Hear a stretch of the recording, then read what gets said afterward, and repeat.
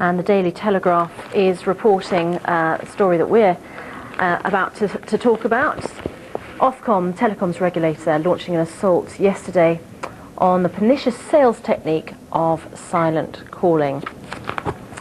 Now, you complained bitterly about them, and on Breakfast we've campaigned to bring them to an end. Silent calls have caused misery. Yesterday saw a breakthrough as Ofcom announced it was investigating 4 companies it said had broken the rules. And as we've been reporting, they have 1 month to reply. They could face hefty fines. Silent calls happen, of course, when automatic dialing machines ring potential customers, but there aren't then enough call centre staff to take the calls when they get through, and you just hear silence. Well, David Hickson has campaigned extensively against them and joins us this morning. What's your reaction to what Ofcom have now done? This is another small step forward. We've had lots of small steps over the last few years. Let's wait and see what it really amounts to. Yes. We've been upset before. Let's see what happens this time. Do you think that they're taking this problem seriously enough? They say that they're taking it seriously.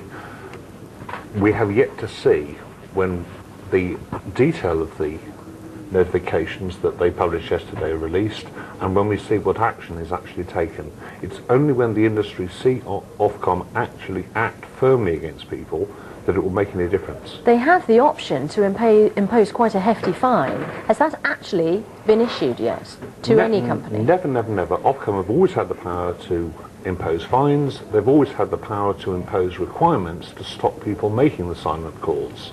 Ofcom have chosen in the past to be very gentle about this. Let's see what they do this time. They have issued a warning to a handful of companies. How many companies do you think are responsible for the silent calls we're getting?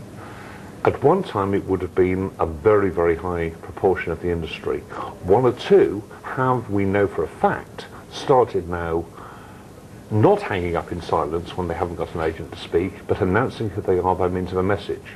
We asked earlier in the week how many people were doing this, and I gather there's been no response. It would be great to know how many people have One company, I stopped. think, the Blood Transfusion Service, is now deciding... The National Blood Service, we reported earlier in the week, I think you reported earlier in the week, have actually stopped. We're still waiting to hear if anybody else has. It's crazy. Why do you think Ofcom is reluctant to impose the fines and act more aggressively?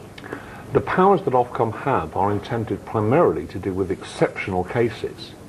Ofcom is in something of a bind when this isn't just the odd case, it's everybody in the whole industry. That's why Ofcom, I think, are finding it difficult. They could have been more severe much, much earlier, and the message would have got across.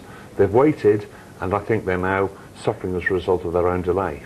Okay, David Hickson, thanks very much for joining us. Thank you.